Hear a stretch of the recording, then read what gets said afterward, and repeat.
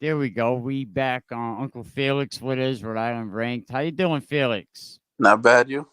Halfway through the season, it's going very, very fast. It is, yeah. I was like, we're already like into week 4. You know, say what you want, but it's halfway through the regular season now. A lot of good games. There's been some great games all season. I think it's been a very competitive season.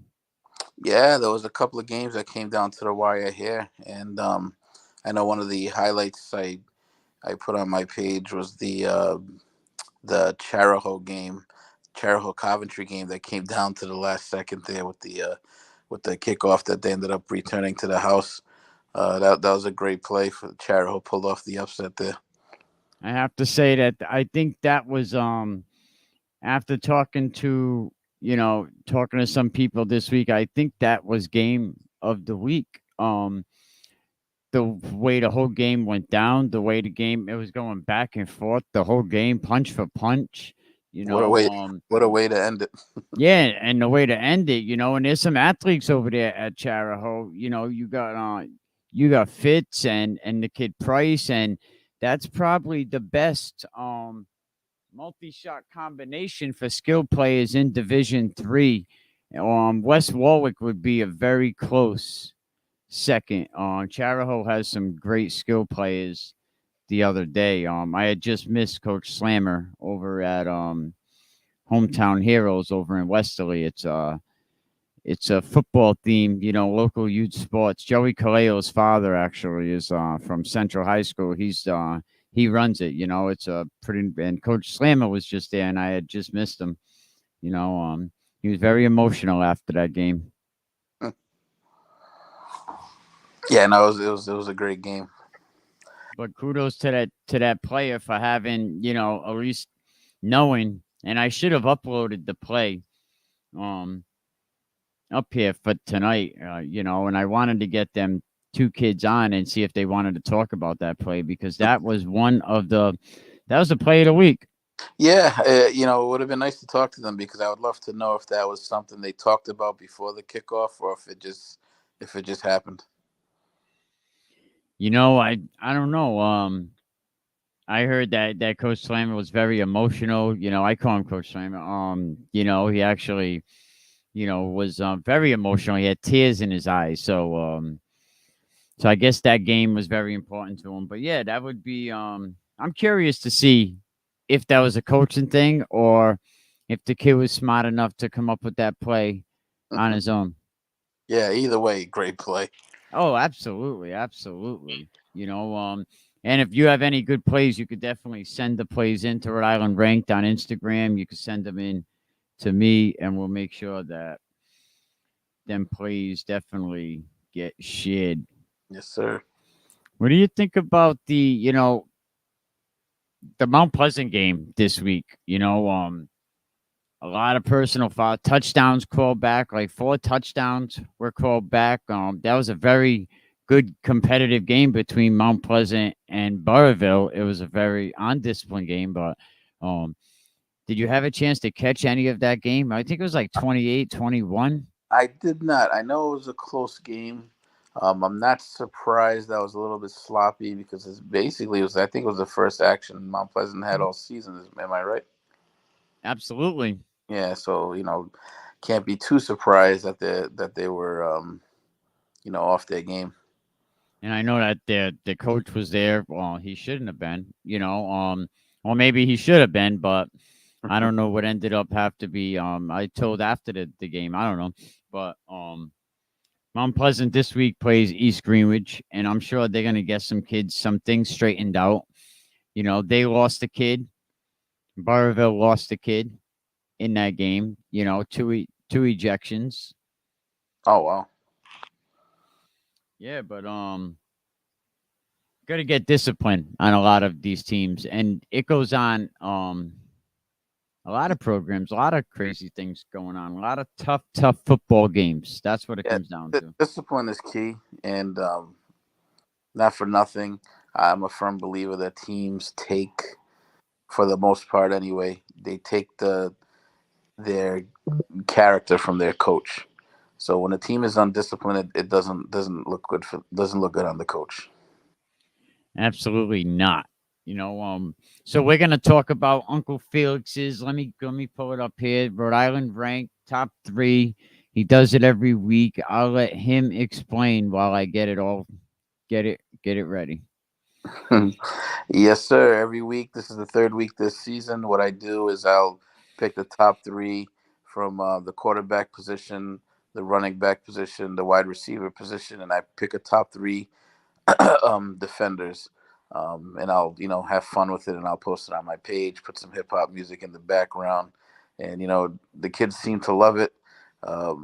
It shows on the follows I've been getting. I just started this basically last year during the COVID season.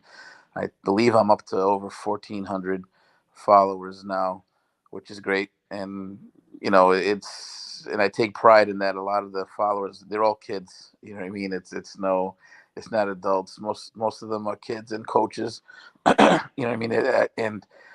And that's what I wanted. I wanted this to be a place where kids can go in and check out highlights, see how everybody else around the state is doing.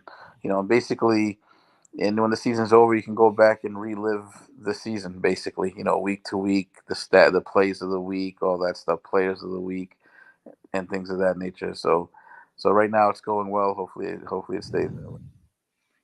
And we have to send a big shout out to Coolio.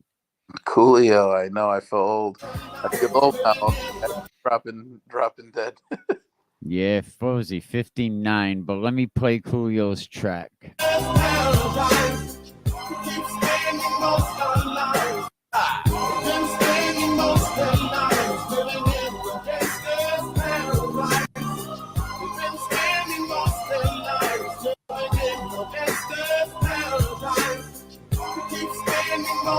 There we go. Let me get that stopped. So rest in peace, Coolio. You have a Coolio memory? Not really. He was to me more of a one-hit wonder. I believe he had another really good song, but I don't want to knock him down for being a one-hit wonder because that song is legendary. Oh, Gangsta Paradise. That's all he needed. That's all. That's all Yeah, legendary. He done a lot of movies too. Yeah, rest in peace, Coolio. But I mean, it's funny because I remember going to watch the movie based on that song, and in my opinion, the movie didn't live up to the song. The song was much better than the movie. Yes, absolutely. Oh yeah, absolutely. So we're gonna get into this now. Let's see. Let me get this out of here. Week 3. All right, let me go. Hang on.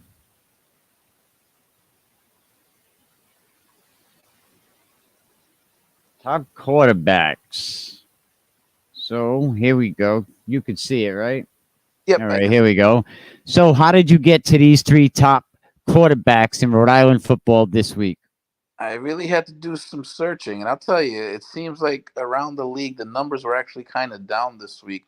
I don't know if it was because the weather is starting to get a little colder or what, but the numbers dipped. They didn't dip for Cole Vowles though. He he had a great game. He threw for over 200 yards, rushed for another 100 and change. I mean, he's back to back weeks now. He's putting up silly video game numbers. Good for him.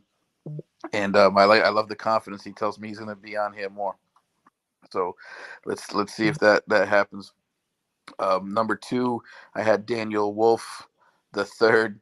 Um, he had he played a good game. He was very efficient. He connected with Ethan McCann Carter twice in the end zone. So I put him up in there. And also Woonsocket had a nice win this week. And a lot of it was on their quarterback Dante Melton, who looked well. He didn't throw for many yards. I believe he was under 100, but he also ran a bunch. He kept the dual attack thing going, kept them balanced, and big reason why they came up with a win over Shea.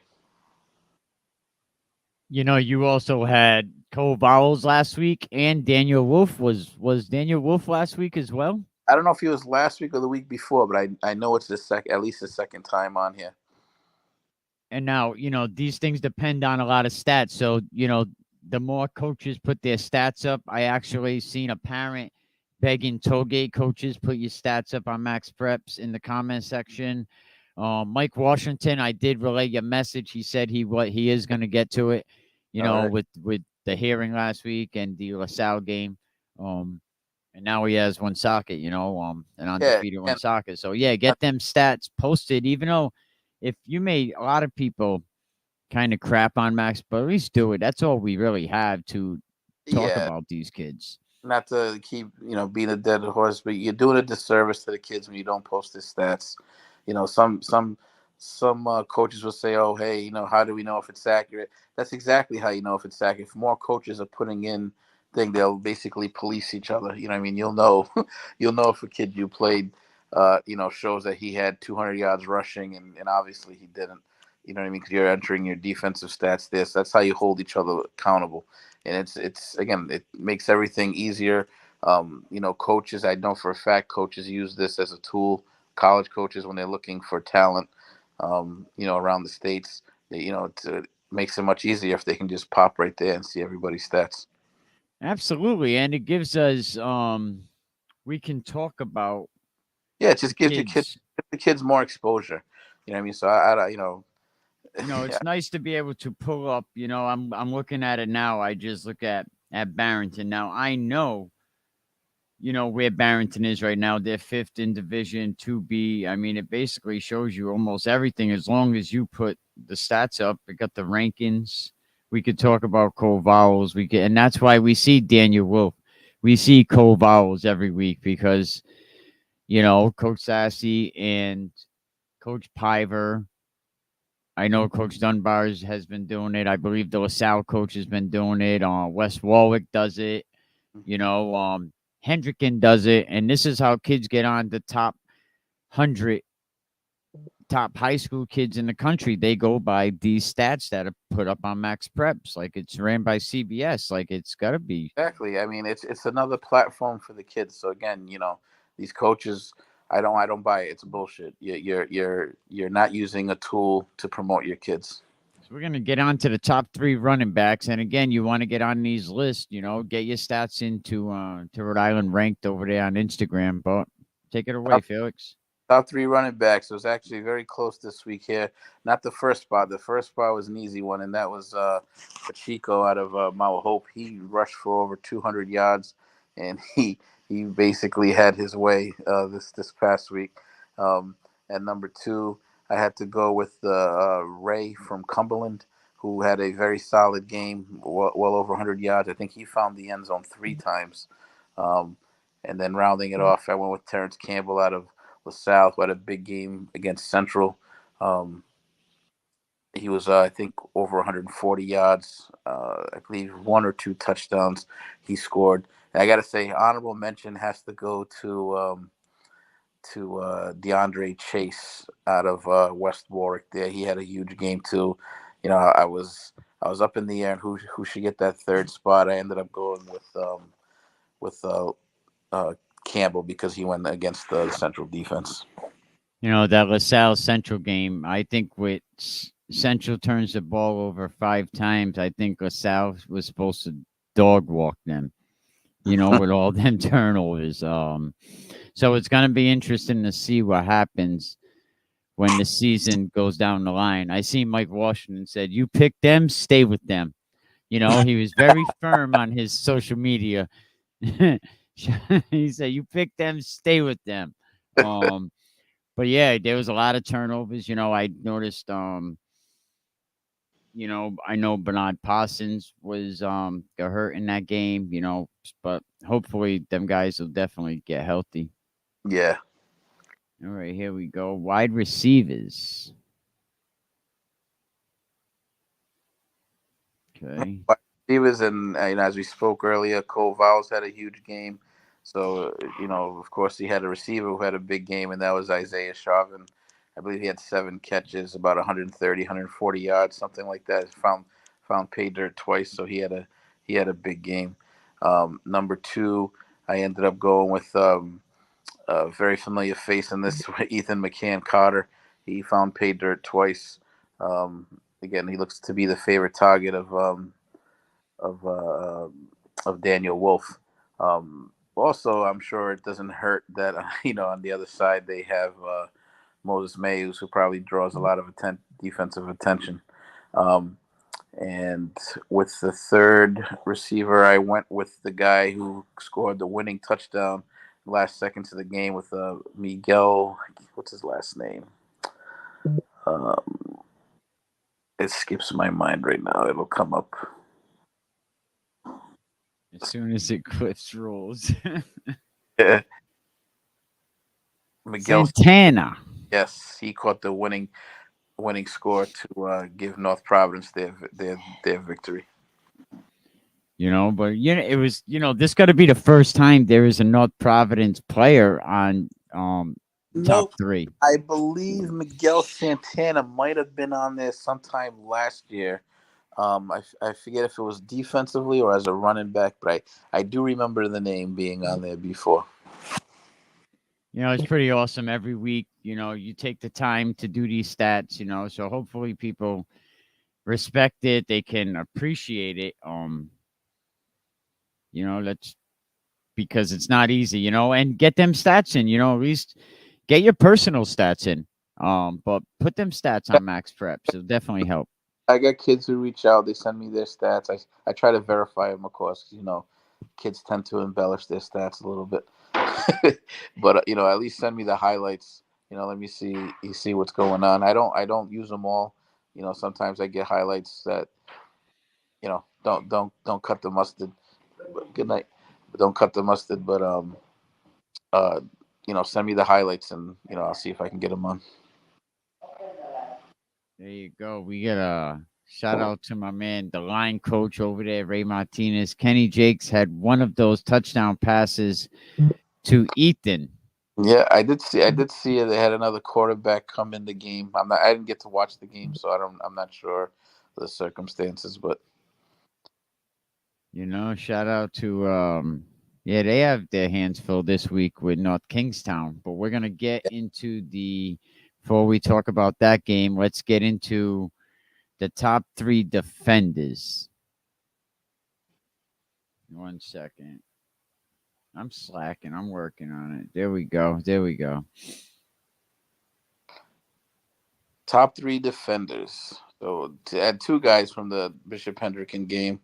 I was actually at that game, and that was actually a tough game at first, but Hendrick ended up pulling away. But anyway, so the first person I had to put on here was AJ Hitu, who's been on this list last year a couple of times as a running back, but he had a big game defensively this week. Came up with 2 big interceptions to help Smithfield pick up the win. On the defensive side, I went with Michael Da Silva Jr., who that kid for Hendricken is all over the place. He's on special teams, he's on offense, he's on defense. He comes up with interceptions, comes up with big catches, big runs. He punts the ball as well. The kid doesn't come off the field, and he makes them better in all 3 aspects of the game. The other kid I had to go with was Rashawn Verlaine. He was just a monster on defense.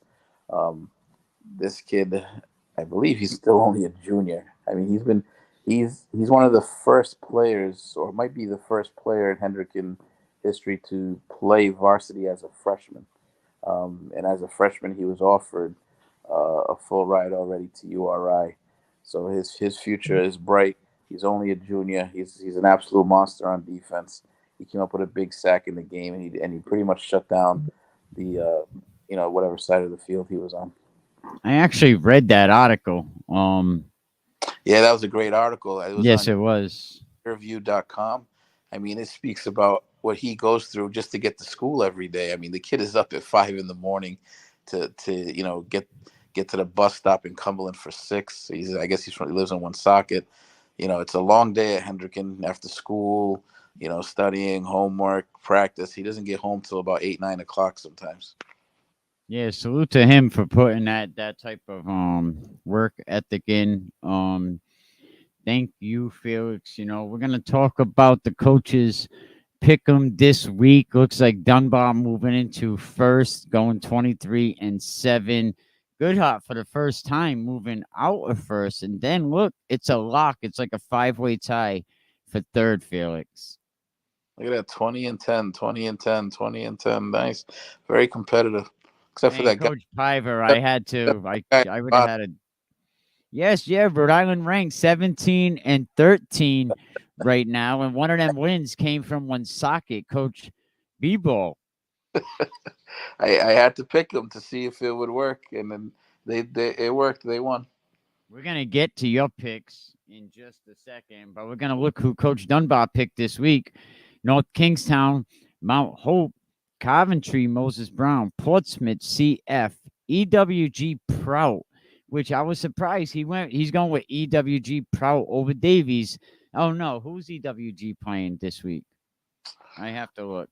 Um, Oh, is it Hope or yeah, it might be Cumberland EP after EP had a tough game last week, and then Davies, but Coach Dunbar right now, doing very good.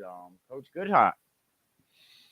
Goodhart, NK Rogers, Coventry, Moses Brown, Portsmouth, CF, North Providence. That's what it is, North Providence.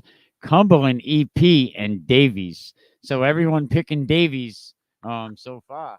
What do you think about these two picks, Coach Gary Goodhart, Coach Stanley Dunbar? They're pretty much first and second right now, separating each other by one game. that's awesome. I should be copying their picks. There you go. There you go. And then we got Mikey Washington, North Kingstown, Rogers, Coventry, Moses Brown, Portsmouth, Smithfield, North Providence, Cumberland, EP, and Davies. Again, everyone going with NK and Davies and Coventry. Yep. So yeah, all good picks, all good picks. Coach Piver doing well. Also tied up there at 20 and 10. NK, Mount Hope, Coventry, Moses Brown, Portsmouth, CF. Everybody's going with CF right now. We talked to Coach Lapierre a few weeks ago. No, Felix, he's retiring. He's done. yeah, he might get a chance to go out on top. Let's see if the Warriors can bring it home for him. Which And is this, funny because there was another coach who I played for, Tony Raynone. He was the coach at Central Falls, and when he retired, I believe they won the championship for him too. So hopefully he can repeat that.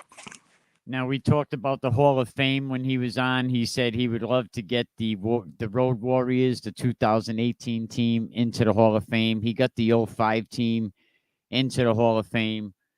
So salute to Coach Lapierre. I didn't even know Central Falls had a Hall of Fame. 1 square mile, Sparkle City, baby. Yeah, there you go. West Pennington, North Kingstown, Mount Hope, Coventry, Moses Brown, Portsmouth. Portsmouth, they lose to Hendricken last week. They look to bounce back this week. Central Falls, of course, everyone taking CF. Coach Penn going with his former, team EWG. I was very impressed with Portsmouth, even in that loss. That's a tough, gritty team. It's funny. Someone said that Hendricken struggled a little bit, and I look at the score and I said, "Wait a minute, Well, I was at that game. let's hear this. We got to look at him for this." I was at that game, and Hendricken. How did it start off? I think Hendricken received the ball and marched down and scored, and then they stopped Portsmouth. They scored again. So they scored off their first two possessions, and then there was a broken coverage that nobody was covering. The kid ended up being a 60-yard touchdown for Portsmouth. I don't know, signal blue or whatever. You should ask Croft next time you have him on. But there was Oh, nobody. is he the kid that just walked off the field on the play, like thought the It, play was dead or something? it could have been, but I remember watching. I was like, oh my god, no one's covering him. And they threw it to him. He pretty much he walked right in the end zone from He 60. said, "Yo, right here, right here." But so then after that, it was a great call by Portsmouth. What they did was they onside kicked it, and they didn't line up as an onside kick. They just did it from the huddle, and they onside kicked it, received, got the ball back. A few plays later, they went. It was fourth and like 4, and they lined up to punt, but it was a fake punt. And number 55, I can't think of his name. He's a great linebacker for them. He got it was I think it was a direct snap to him. He picked up the first down. And then they ended up scoring that drive. So, but they missed they went for two, didn't get it. So it was 14-12 at halftime. You know what I mean? But I felt good about Hendricken's chances because Hendricken was never stopped. They just never got the ball after they went. They had those two first possessions. They scored. They did get the ball again after it was 14-12. But they ran out of time right before the half. But the second half, Hendricken was just able to pull away. Well, let's see what great coach Ryan McCormick up at UMass Dartmouth. He wanted to get in on some of the fun. Let me get this top thing out of here. 1 second. Yeah, Ryan wanted to get in on the fun too. So thanks for all the coaches that's been taking the time to do this every week, because this has been fun. I think it's been fun. But Coach McCormick, NK Rogers, coach, Rogers' new coach has a lot of fans, a lot of people supporting him.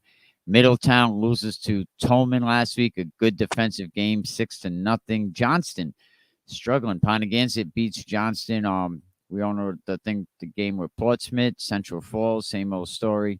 He takes North Providence over EWG, East Providence, Davies, and Cumberland. A lot of people going with Cumberland. Does Cumberland have the top recruiter in football right now? A lot of people say that their lineman, the Converse, is that Conversey, or he's one of the he's going to be one of the top kids in the state to be recruited. I'm not sure. I don't really know much of him. He's a big boy. I hear really good things about him. Is he the top player? I don't know. I think Moses Muse might have something to say about that. There's a lot of great talent in Rhode Island. He's definitely in the conversation, but it's definitely not a clear cut thing. But Cumberland, played good football against East Providence. I did not see that coming. I thought it would have been a more of a competitive game. What was it? 30, the score was I was like like 30 something to 7. 14 or 7. Yeah, it was a blowout. It was a blowout. I was surprised too. As a matter of fact, I think I picked East Providence. East Providence was looking good, but Cumberland brought them back down to earth. Yeah, East Providence had some. East Providence, they got some good kids over there. They got a big team. And I think they'll figure things out. It's still a long Yeah. season. Oh. I know Max Preps just put out their ranking. You have to get 3 games, I think, in a season, or 4 games, and they might be using the injury fund, but they just actually calibrated all their stats now, and they still have LaSalle in first with Bishop Hendricken, Cumberland in third. Is Cumberland the third ranked team? From what I've seen, I'm gonna say it's NK. I'm gonna put these up on the screen in 1 second because I want people to see these. They also have North Kingstown ahead of Central. Okay, but East Providence ahead of St. Ray's. And I know the thing with Max Prep stats, it goes by strength of schedule, strength of opponents, all types of things go into it. And then you have, Woonsocket inside the top 10, and then Charahoe in 13. I just don't know if Charahoe's the 13th ranked team in the state. It's still early on. It'll start to get more accurate as the season goes along.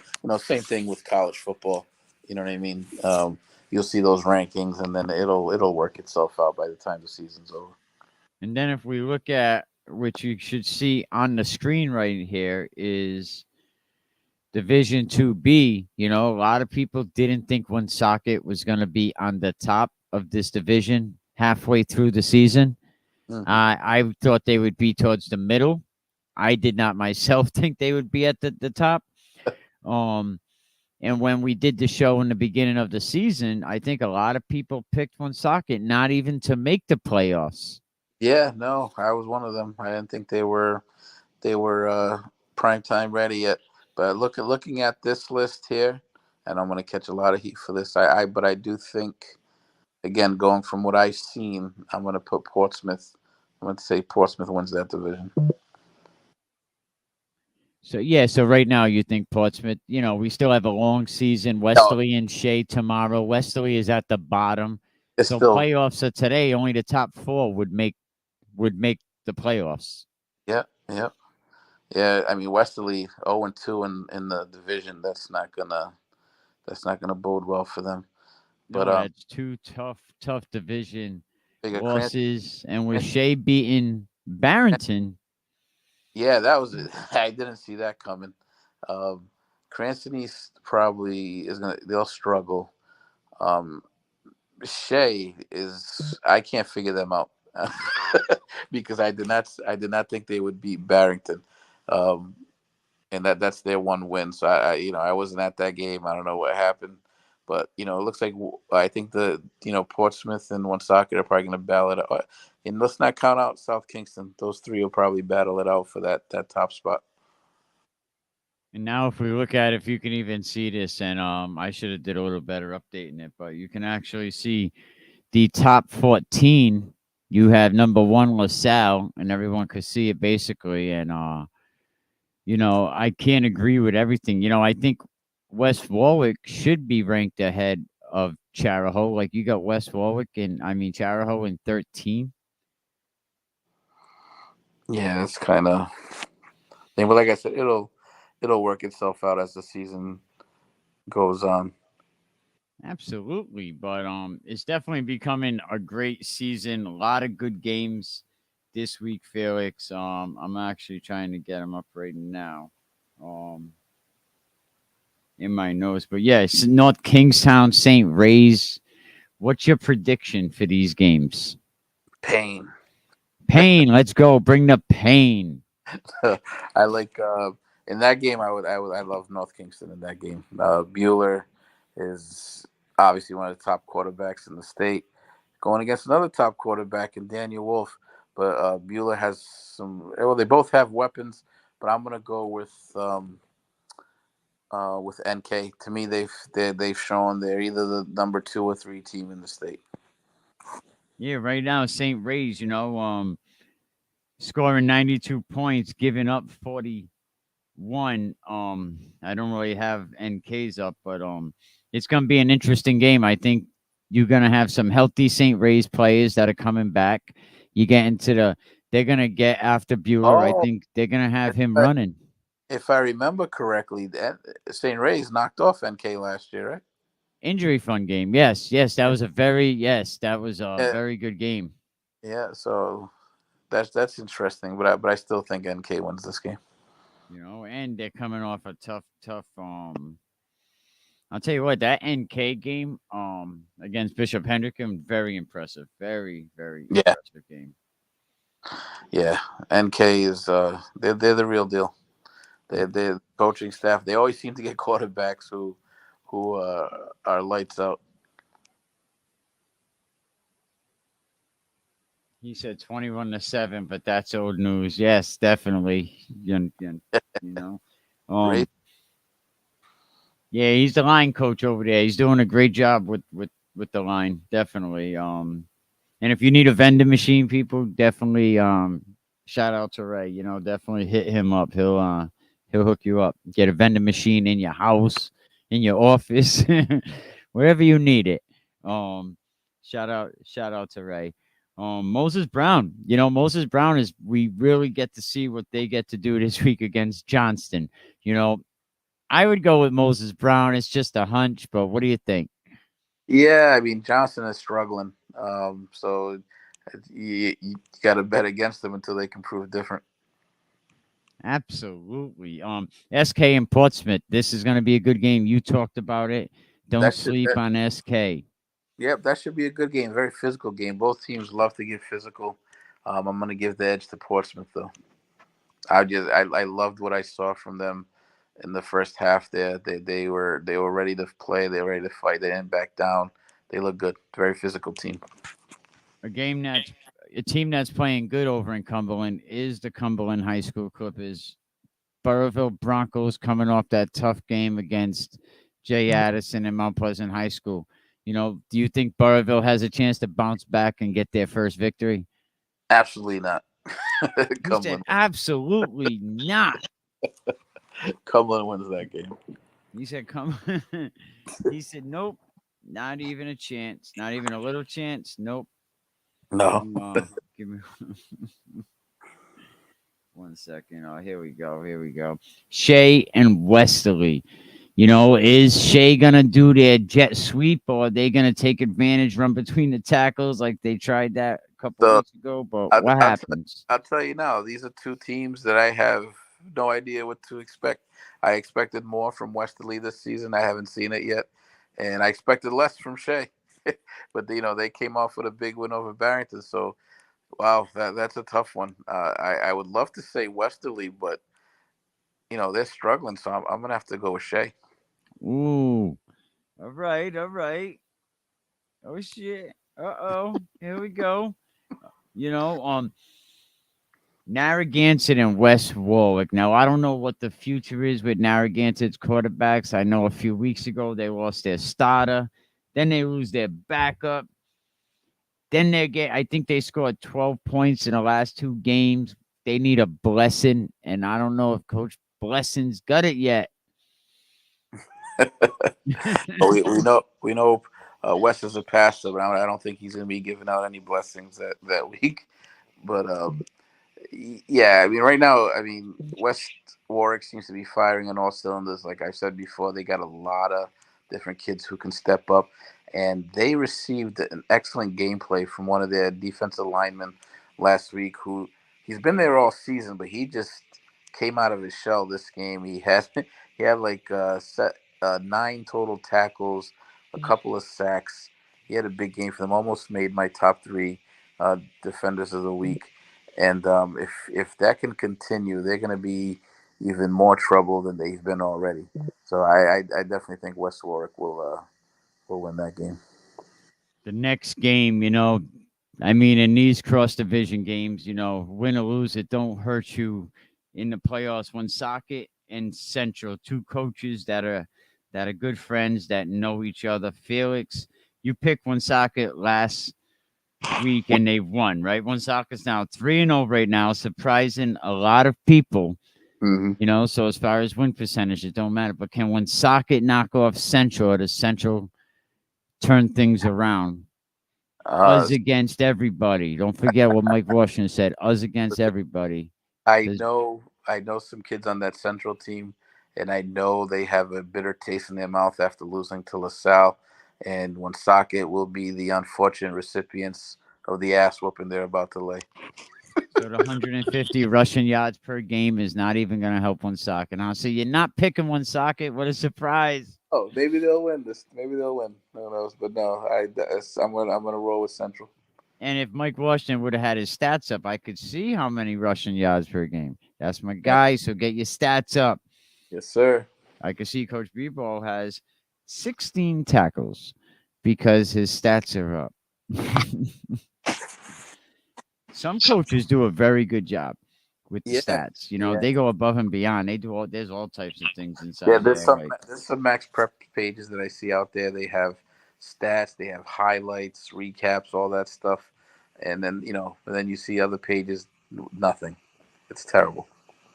are people gonna use this Bishop Hendricken Catholic Memorial game to judge Bishop Hendricken and LaSalle, depending what the outcome is of this game? They could, but it doesn't really. You know what I mean? Last year they both played Catholic Memorial. They both got beat. I think LaSalle actually played them tougher. You know what I mean? But and then the Super Bowl came and Hendricken won again. So I don't think you can go by that. And I know this year I believe LaSalle sat out some players, some key players. So that 47-7 score really wasn't didn't show because LaSalle wasn't at full strength. Now I don't anticipate Hendricken sitting anybody down. Um, but who knows? We'll see. I mean that game is Friday night. Um, because I know, from listening to Keith Croft's podcast there. He's trying to build something, you know, he's got a vision for Hendricken, and that vision doesn't include, sitting players when they play top teams. No, absolutely not. And I had this conversation because you have to with all the championships. If there's a Mount Rushmore, and I think I asked you this before, is Keith Croft on Rhode Island high school football Mount Rushmore? Again, it's tough to say no. I mean, 11 out of the past 12 championships. How do you leave him off? Yeah, absolutely. But Uncle Felix, again, thank you. Some scores from last week, the Charahoe Coventry game, very good score, 25-20.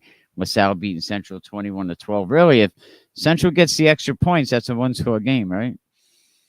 Yeah, yeah, and that's huge. And it seems like they got a kicker because I'm watching the kickoffs. The kid's putting them through the end zone, so I'm not sure why they're not kicking extra points. I don't know if they don't have a snapper, a holder, or whatever. But in close games, which you assume they're going to have against LaSalle, and Hendrick, and NK, those extra points are huge.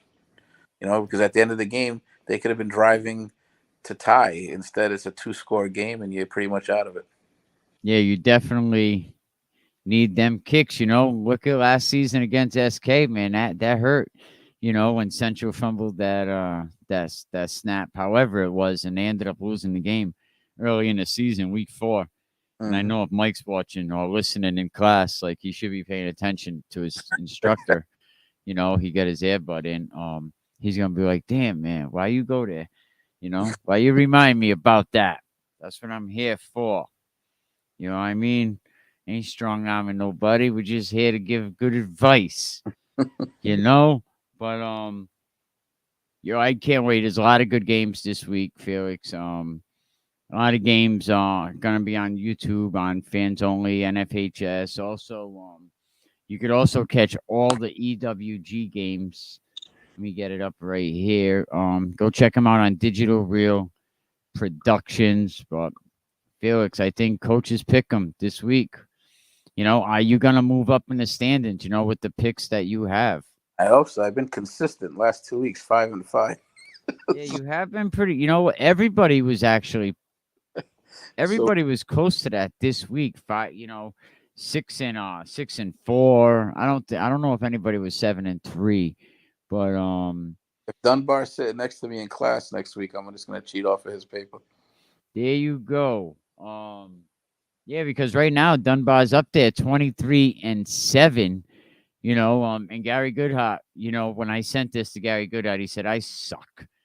He said, I stink. I said, you gotta stop it. You're so hard on himself. But salute to all the coaches that are participating in this. Shout out to Coach Penn, and we'll talk to him after the Narragansett West Warwick game. That game's gonna be at Narragansett, and then they're gonna be back home to West Warwick. I have to say that Mr. Alves is probably one of West Warwick. Definitely has by far, I think, the best broadcast crew. Yeah, Alves does a fantastic, and that's no hate. Alves does a fantastic job, and Mike Green, what he does for Coventry on the radio, hands down, team them both up. I really enjoy listening to Mike Green break down the games and give his little input there. He's fun to listen to. I mean, he's great. He had a lot of good pointers last week. I was even like writing some of Mike Green's notes down, about talking about the wedge and how to get away from the wedge and And um I'll tell you what, um, and I don't think he'll mind me saying this, because both of my kids had the pleasure of playing for him. He's also a master motivator, that's for sure. now Mike Green is definitely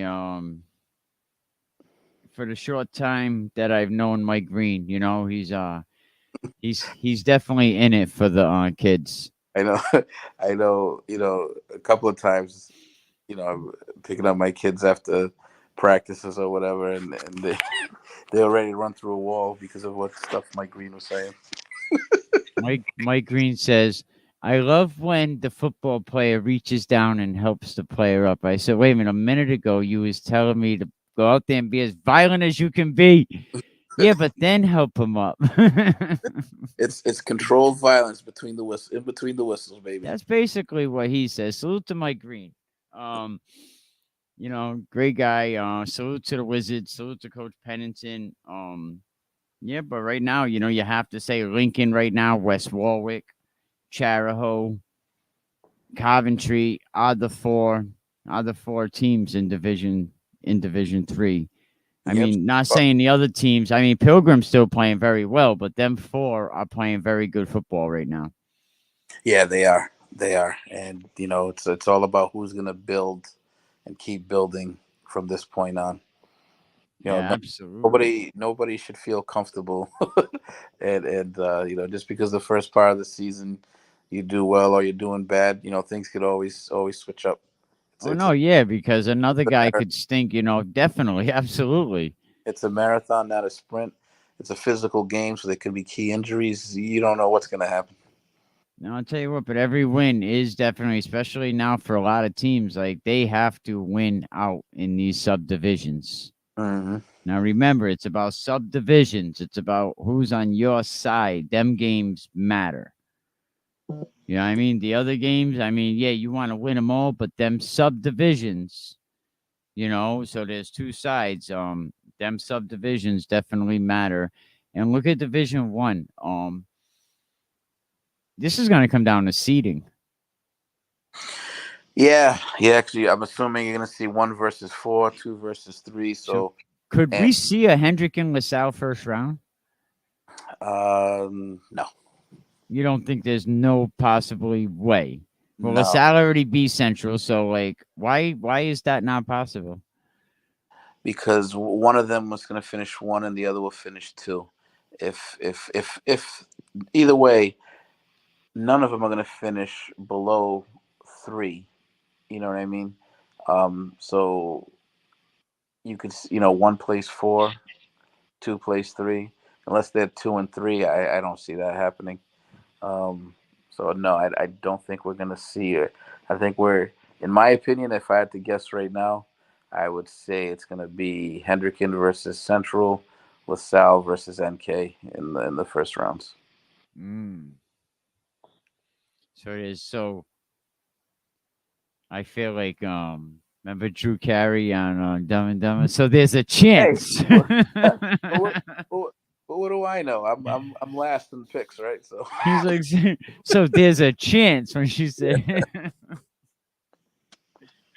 Exactly, man. It's just getting very interesting. I think this is one of the best years, even though the realignment still sucked ass.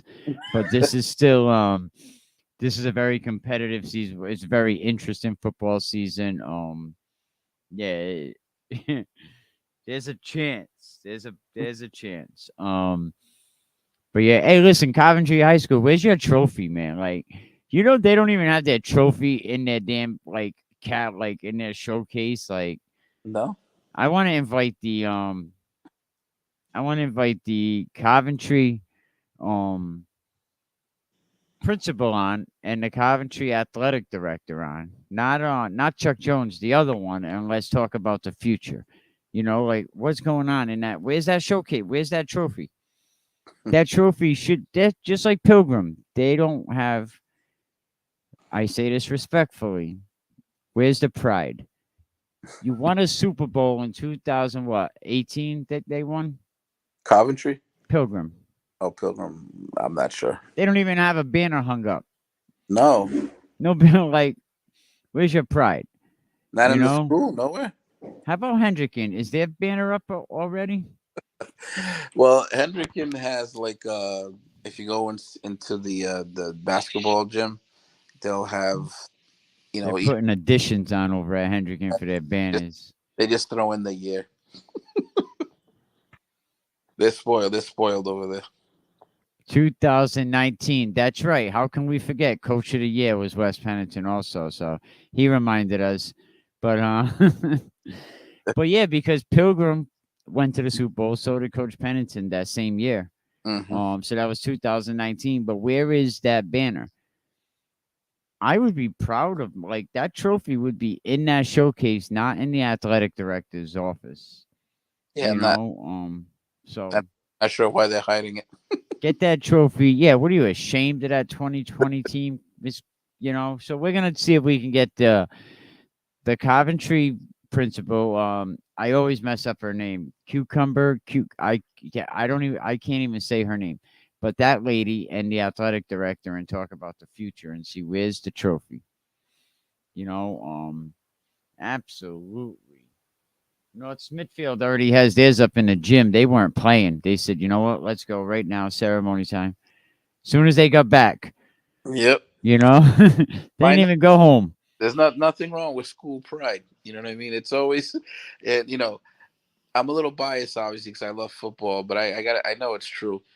It, there's something different about the whole school year when your football team wins the championship. Oh, absolutely. It's just, I mean, it just goes to show. I mean, just look at football compared to all the other sports.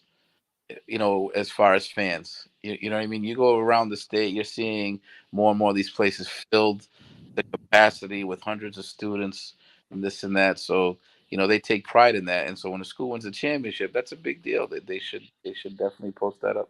Bro, Westerly, the Stonington game, they have such a big prep rally. The whole band is marching through there, playing the instruments, and then they meet downtown because it's only like a bridge that separates the two towns, and they're in like these farm trucks and they're yelling across the street. It's a But community. exactly, 'cause what is it about football? There's something special about 50, 60 kids coming together for one goal. You know what I mean? And I think that's why football is so special. What's even crazier is the generational effect, like the uncles and the grandfathers that also were in these very same games. Yeah, Some of these Thanksgiving Day rivalries, that West Warwick Coventry, the Westerly Stonington, the what is it, East Providence, and yeah. I is mean, it was they're it, legendary. it's definitely something that alumni take pride in. I know this past week, Hendricken rededicated their field to one of their past coaches, so they brought out all the alumni. I mean, there was tons of Hendricken alumni there, and it's just something about taking pride in your school. So these kids that are playing today, they got to realize you're not just playing for yourselves. You're playing for your town. You're playing for the alumni. You know what I mean? The crowd. It's a beautiful thing. And they held the fireworks over for the dance the next day. They had food trucks there. We had the video with Keith Croft. Felix said, "I'll be by the food trucks." But and that's what makes Keith Croft, I think, so great at what he does, to be able to put on events like that, and be able to schedule the fireworks and the food trucks and all types of things. And his school lets him do it, which half these jokers don't let their schools, their coaches do anything. No, you got to have a vision. He has a great vision for where he wants to see Bishop Hendricken. And one of the things I learned actually when I was at that game, and forgive me, I can't remember the guy's name who they renamed the field after, but when he took over, Saksaki or something, Sachazy or when he took over the program, Hendricken was not a good football team, and they didn't play in the top division. They were like in the third level division. But when he took over the program, he insisted that they move Hendricken to the top division, and people were like, "Why? They're not. You're not winning in your your division. What makes you think you're going to win up here?" And and as he explained it, his first season in Division One, they won 3 games. His second season, he went 8-1. Then they won the state. You gotta have vision. there you go. This is actually game and pregame, and that's all going to be shared with you below. We're going to be dedicating our field and our stadium to Coach Fracassa, one of the legendary head coaches here at Bishop Hendricken in our state. Coach Fracassa. There you go. If I even said his name right, but Close enough. all right, Felix, man. Tomorrow we're gonna have Coach Penn on after the game, Coach Dunbar, Coach Blake Simpson. Well, or whenever their games are, Coach Pivot is this weekend. There's gonna be a lot of great games this weekend, and so definitely tune back in and check out all the coaches. How are the boys? Very quiet at home now. Yes, it is. Empty nesters here. Sincere actually has a bye week this week, so I'm actually picking him up from school tomorrow. Shine has a game this week for rugby against UConn. I'm not sure if he's going to play though. His knee's banged up. He did play last week against Yale. What a great game. That came down to the wire, and they almost pulled it off, but they ended up losing 17-14. Have you seen them crazy stats at UMass Dortmund? I think I had a couple of them. Like they got like the number 6, I think, in football offense in college football. Well, they're putting up some good numbers there. You know what I mean? I mean, they're riding high after that win from Framingham State. I know they beat. I think they had an easy week this week. What's the state? I believe they played. Who they got this week? I would have to look it up right now, but might be, if I remember correctly, it could be Western Connecticut. Did you see this new thing by RAIL? Behavior at high school athletic events has gotten out of control. When did this become normal? Enough is enough. Let's come together to bench bad behavior. We expect more from you. It's kind of like, that's kind of a joke because, like, I know this is a promotion and I'm going to share this, but this is like, before you go, Felix, I really want you to see this.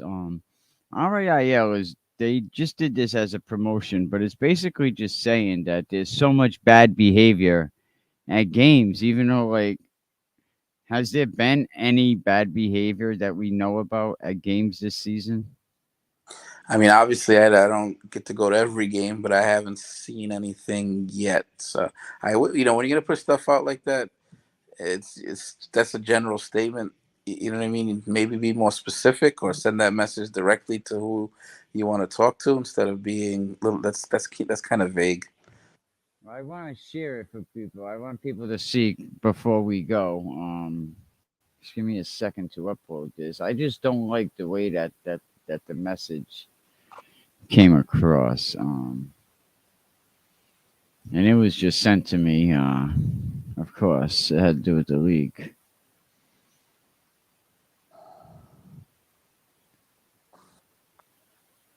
Okay, here it is. Behavior at high school athletic events has gotten out of control. When did this become normal? Enough is enough. Let's come together. Hashtag ban bad behavior. They're promoting this with NFHS, obviously, and they're using this, to target it. And I don't think there has been bad behavior. Like I said, I don't know. Maybe they're talking about a specific game. I haven't seen anything yet. No, I think this is just a national thing that they're promoting and they're just advertising it. That's weird. But all right, Felix. Until next week. Yes, sir. Thanks for having me. God bless. All right, we'll talk to you next week. Bye.